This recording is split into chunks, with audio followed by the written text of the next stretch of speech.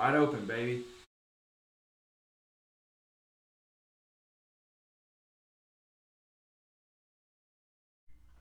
Hey everybody, welcome to the show. So what I was going to run through today is something just a little bit different. I've gotten some time on this car since we released it and did all that fun stuff.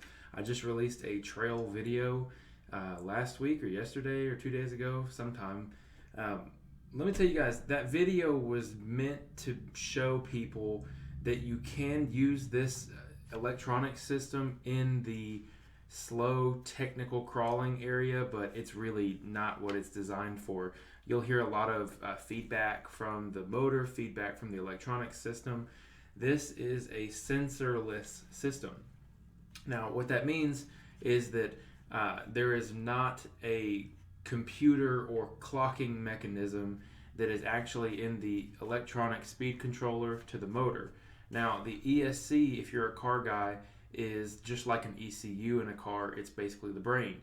It's the computer version of everything that goes on in terms of, when you pull the throttle, how much throttle it actually gives, how much brake it gives when you push forward, so on and so forth. So if you're a car guy, you have a little bit of a leg up there, but I wanted to kind of run through some of the things that I have learned while using this car, which make it a lot easier, make it a little bit more enjoyable. These are all personal preferences. I will say that right out of the gate, that these are all just my suggestions for how you drive this car. I've had a lot of fun with it. People get, been losing their mind. I've been calling it a car. It's a buggy, a truck, a car, whatever it is you want to call it, because the most beautiful thing is this is yours. Something that is kind of hard sometimes with ready to runs is from the box, they all look the same, they all come out the same. But one of the most beautiful things about RC is all of the minute details that you get to play with to make this truck yours. I'm going to go ahead and close that door here. One of the most awesome things that you can do to cars is customize them. Now, I posted a video this weekend and showed the car with no panels. Now, the flip side, there is the regular side of the car that you're used to seeing. There it is with no panels. I actually very much am a huge fan of the no panel look. I think I'll probably at some point buy another one of these and have the panels redone, fully custom. There's guys out there that'll make a custom skin for these panels. All you have to do is measure them, send them out, do that type of thing. It's just 4 little bolts that hold them into the chassis. But before, all that stuff is, nonsense. This is what we're here to talk about, is the Axial RBX10 Ryft and the things that I would do right out of the gate.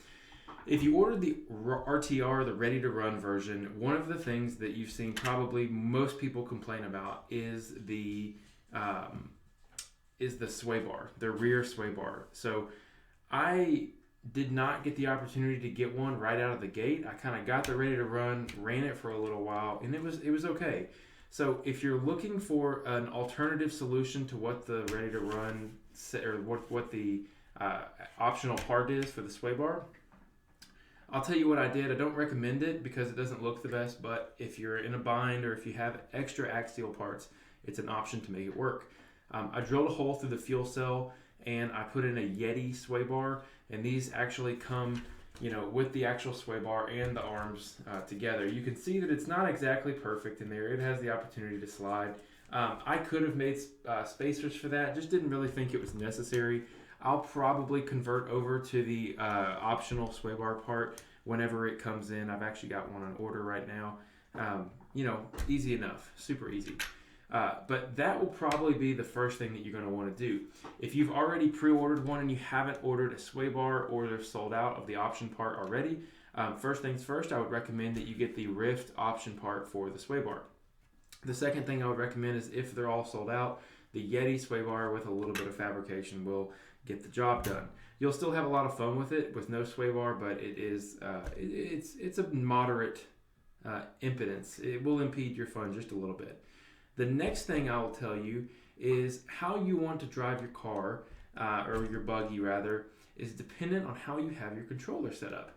So one of the really cool things about the smart system that Axial has built into this machine is it comes with a system called AVC. I don't exactly remember the terminology here. I can look it up, but essentially what the AVC sensitivity, yeah, it just tells me AVC on here. The AVC system is an automatic vehicle control system. It's what I understand it to be. Basically, your car has a gyro in the receiver, which I have actually pulled out here to show. This is the receiver that connects to your transmitter. So transmitter, receiver. And the gyro in here will actually it will help drive for you, and that's not always the best thing. Sometimes it's a good thing, sometimes it's not. Now what I mean by that is if your car gets a little bit this way, it will, by the computer, automatically correct and start to throw you this way a little bit because it thinks, you know, you need to balance back out. Now when you're hill climbing and your car is really, you know, going upwards and climbing a hill, you'll start, maybe you're off-centered while you're going up, you know, the situation could be endless. You'll kind of get this like computer-driven system of kind of freaking out, or it'll completely lock one way. My opinion in that is that we don't want that. As a rock bouncer, we want full control because depending on how you drive and depending your strategy on how to get to the hill or the top of the hill the fastest, you may do some abnormal things that the AVC may not expect. So there is actually on this remote here, you can see here, I think it's reversed for you guys, but this right here, it says AVC steering rate. This one says brake rate. We have a steering trim and a throttle trim, and I'll explain all those in just a moment. But something that's very interesting about the AVC system with the receiver is when you first go to turn on your car, you may actually realize that it takes a little while to connect. If you're unfamiliar with the process of how these things work, you want to turn your transmitter on and then plug a battery into your plug here that is coming out of your ESC right here. And I'm going to go over some details about this specific setup that you get in the RTR in just a second. But there's a binding period where the machine may not, you know, it just takes a minute for everything to sync up. Now, I don't want to say issues, but one of the things you have to keep in mind with a car that has AVC in it is the AVC has to get centered, flat, level. The gyro has to be square, you know, before it'll actually sync everything in line.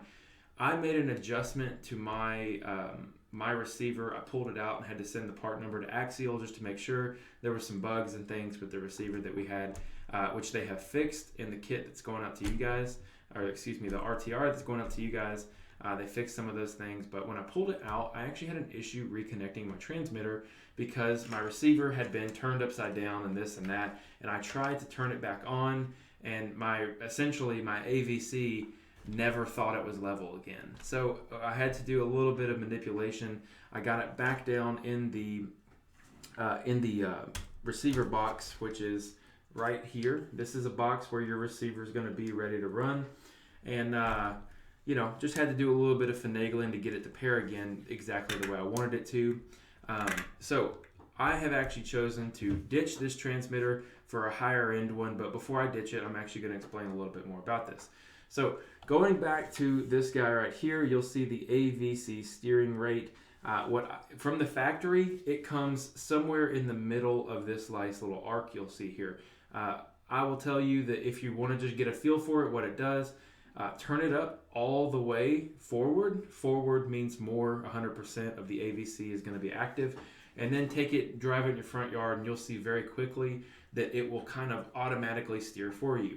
If you're in any kind of U4 or you're doing like a short course thing, this truck will do awesome in that scenario because of the wide, long wheelbase. Like, this car is going to be great for multi-purposes. But if you're going to kill some hills, the really cool thing is you have an adjustable AVC right there. If you're going to go climb hills and go do all that kind of fun stuff, just go ahead and turn it all the way towards you, and that'll actually turn the AVC to 0%. The weird thing about these cars is it doesn't actually turn the AVC off, it just turns it down. So there's a way in the manual using a bind plug where you can actually go in and completely disable the AVC. It's just kind of a pain in the butt. So that being said, the next one on here is called the brake rate. Now, something about the brake rate that's very interesting is in crawlers and other vehicles that don't have a smart system like this, the smart ESC, the drag brake is set by either programming or moving a plug one way or another, just depending on what you have. Now, what drag rate is essentially like engine brake. So if you're going downhill in your Jeep TJ and you've got it in first gear and you start going downhill, the RPMs in your engine will actually go up, and it kind of builds a back pressure to keep you from just rolling down the hill as fast as possible. It will keep your car in gear and it will slow you down. The drag brake on a crawler or a rock racer like this one, it's the same setup. So what you can actually do is you can set that brake rate or the drag brake as high or as low as you'd like. If you turn it to 100%, when you let go of the throttle, this car will hit the brakes 100%. It'll just and it'll stop completely. It's a very, it's not the best for what this application is. If you're doing high-end rock crawling, something like that, that's probably where you would want that application. If you're coming down a hill on a technical rock crawl, you don't want your car to roll forward. You want it to stop exactly there. Now, on the flip side, if you turn your brake setting all the way to 0, your car will freely roll. So if you pull the trigger and it and then you let go, it will just basically like you push the clutch in on a manual transmission car. It will just continue to roll. So for rock bouncing, there's a little bit of an in-between there. I actually ran mine with probably 15, 20, 25% brake rate, which it freely rolled, but it, in the event that I'm on a hill, and I'm kind of waiting for it to roll back just a little bit so I can shoot it up the next spot there, or maybe get a little bit more momentum. I didn't have it on a 0% because it will literally just roll all the way back and there's almost no control. And one of the things is as it starts to roll back, if you punch the gas, it can lift part of the vehicle. It can do something a little bit more unpredictable. So having 15, 20, 25% brake rate in there is where I found the sweet spot. And it also kind of made the air characteristics a little different. Every truck flies a little differently, and this one flies great. One thing about this car is it is extremely balanced, and it's really just something special how they've been able to get this car to fly. Take it off a jump, stay in the gas, it'll fly beautifully for you. Take it off a jump, let go of the throttle as soon as you come off, and the back end will fly up, and you'll kind of go over the top there. Really good feeling because it gives the driver more control. As you become more of an advanced driver, more comfortable with the car, you can do more things. You can drive it a certain way based on those. So my brake rate is about 15 to 25%. It works out really well. For those who are new to RC at all, steering trim and throttle trim here. Basically, there's a baseline of 0 on the trim settings. That's for throttle and steering. So for example, if your steering is here and you have the trim set right in the middle, perfect, you nailed it. But say, for example, you install your servo horn here, and maybe you just missed it by a click, and your steering is like this, So you turn the car on, and it syncs up, and your steering's just slightly bent. What you can do is you can make an adjustment by turning that steering trim, and it will set the 0 point back to 0. Depending on which way you go, it'll go left or it'll go right. Now, the thing with throttle trim is it will kind of do the same thing on the throttle spectrum. It'll give it just a slight predisposition to go one way or the other. Now, what I mean is if you turn the throttle trim forward just a hair, it'll be like pressing the gas pedal like just a little bit. And if you turn the throttle trim all the way forward, it'll give you full throttle, just no hands required, just gas. I don't recommend messing with that because when you get into a brushless system like this, going between going forward and going backwards, you actually have to give it a 0 point and go back to the baseline before you can do one or the other. So if you've got it really hard gas one way and you want to, immediately go into reverse, you can program it to do that, but right out of the box, if you're going forward, and you kick it, if you pull the trigger this way and then you kick this way, it'll kind of put the brakes on. Before you go reverse, you'll kind of have to let it neutralize, let it sit for just a fraction of a second, kick it forward, and then it'll start going in reverse. So a little bit of finesse with that. Don't mess with throttle trim, that's fine. One of the best things about this truck is the throttle limit. So if you have children like I do, you'll see that there's a throttle limit here. It says 100, 75, and 50. Essentially, that'll just limit the maximum amount of power that can come out of the car. If you're driving it, grown adult, you can handle yourself. 100 is the throttle limit you want. If your kid's going to drive it, go ahead and put it on 50 so they don't drive into the house and, go 45 miles into the house, 45 miles an hour straight into the side of your house and, blow it into a million different pieces. I think that this car might be able to withstand it a couple times, but it's definitely not something I would want to do on purpose.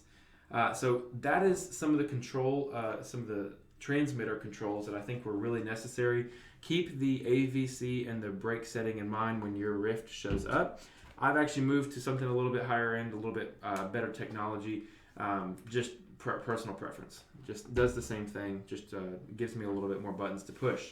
If you want to integrate four-wheel steer to this car, you'll need something like this to give you the extra options. If you see here, I got an extra couple buttons down here on the handle, and I've actually got an extra couple 3 buttons up here. So a lot of options for something nicer like that. That's a Spectrum radio. I believe it's a DX3E. Kind of is what it is. But shock tuning, I was going to mention something very briefly about it. Something to keep in note is the way that you tune these shocks is with 3 different mechanisms. Preload, which is essentially adjusting the collar here. So this is called a spring collar, and you can actually twist it on here. If you see, I've got the rear end twisted down just a little bit. Now, the only thing that adjusting the spring collar does is change the ride height. So if I unwound this all the way, my car would sit way down here. And if I pulled this one all the way down, my front end would sit completely locked out the entire time. That's the only thing. It does not make your car ride any stiffer or firmer or less firm, whatever you want to, whichever direction you want to go. Adjusting the collar does nothing to that. Just adjust ride height. The second option is adjusting springs. So I'm not exactly sure right out of the gate of the spring, the rate on the front springs and the stock springs that come on here. I can tell you that in the back, I'm running, there's not a color on these springs, and it could be because this is a prototype vehicle, but I'm running Axial orange extra long springs. I believe these are 12 millimeters wide. It's a very, very soft compound. If you do some Google searching, you can find the spring chart online and order some springs. Orange has worked really well for my back end, and what that does is essentially it gives you more force. It takes more force to collapse the spring with a stiffer spring. So those are 2 out of the 3 methods. One of the things that's unique to RC cars is fluid weight. In 1-to-1 cars, you'll have valving, things like that. You can actually change how fast the fluid moves through the pistons and shocks and shock bodies and all that kind of fun stuff. You can do that with RC shocks as well. It just requires some really high-end technology tools and a lot of patience. Not something I've been particularly interested in. I've been able to get some really high performance out of this car just with the stock setup. But if you're looking to go the extra mile, say you get it and it's just something you want to do, you're just really interested, the shocks come loaded with 30 weight oil. And think about weight just like viscosity. The higher the number, the thicker the oil. Mrs. Butterworth's pancakes are probably 100 weight oil, whereas the oil I have in here is about 15 weight. So it's very thin oil. It's very easy for it to go back and forth. And ideally, you would fill the entire shock up with this oil and make sure that it doesn't ever run into bubbles or anything like that. Like I said, so this is 30 weight. You can see there's a little bit of a delay here. And if you look in the rear end, it's a whole lot faster. So, you can make it work here, but, really pulling through there, you can see the difference in the weight there. Now, you can also determine, or not necessarily determine, but you can change some things by how much oil you put in there. It kind of generates a bypass situation where, as you get higher into the shock, more compression, it'll actually collapse faster. And that's if you fill the shock with less oil. If you fill the shock about halfway, the first half of the piston stroke will be slower, and as the actual the shaft top, the lid of the shaft gets out of the oil, it'll transfer faster down. It's not the greatest thing in the entire world. I'm sure it's not the right way to do that, but it's a way to build a bypass system into a single body shock like this. Just something I've learned over time. So I plan on getting some time out in this car to go climb some hills and do some all that kind of crazy stuff. But it's been raining today. I got 3.5 inches of snow at my house, or 2.5 inches, whatever it came out to. So I'm just trying to get a chance when it's dry. I'm not a mud guy at all.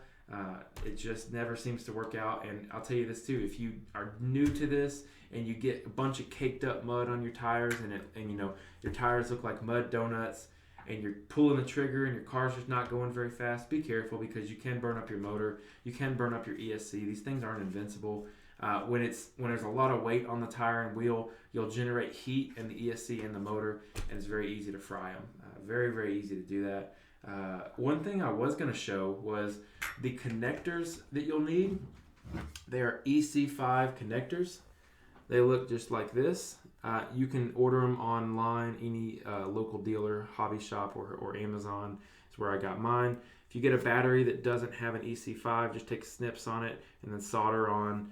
Here's a good example of one that is not the best in the whole world, but it gets the job done.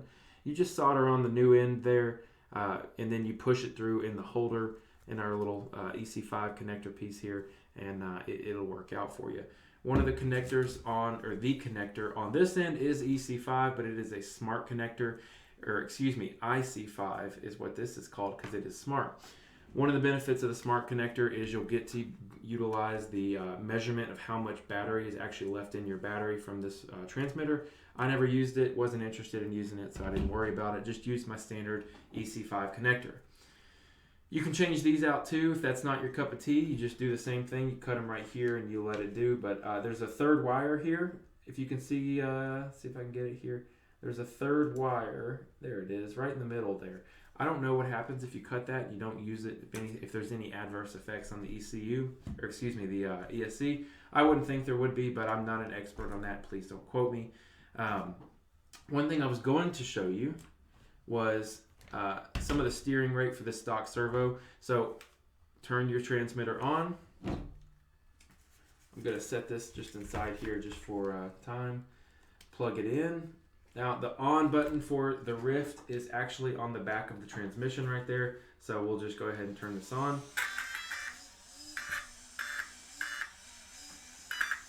So you can see everything's connected, all that kind of fun stuff. You can see that there's already a little bit of predisposition there. That could have been from anything, maybe the AVC system, whatever it may have been. But I am getting no steering. How funny is that? So I've been actually having a little bit of issue here. So here's what we're going to do. I'll show you guys how to bind this really quick. In the receiver here, if you see there's this nice orange button right here, you're going to hold that down. You're going to see that that orange light's going to flash.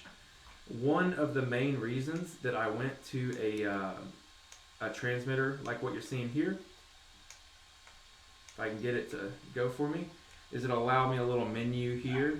I'll just go down to bind. I'm going to hover over bind there, and you'll see. Okay, so I was able to get the machine running here nice and safely. Let's see if I can get this just to sit in here. I was going to show you guys really quickly what full throttle is and also the steering servo. So first thing I would like to do for you is I was going to show you guys the quickness. So it's not the fastest servo there ever was, but it's definitely not bad. So for these big tires, it definitely has a lot of speed and a lot of control. So in terms of the actual speed test here, see if I can hang on to it. About 10% there. About 20, 30, about 50, 60. And there's that drag brake coming in. You can hear it just completely stop itself.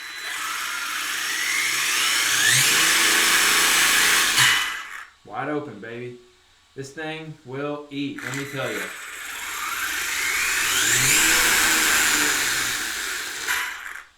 It's a beast. I hope you guys enjoy it. I'll get some more trail footage soon. Thanks for hanging out. Subscribe.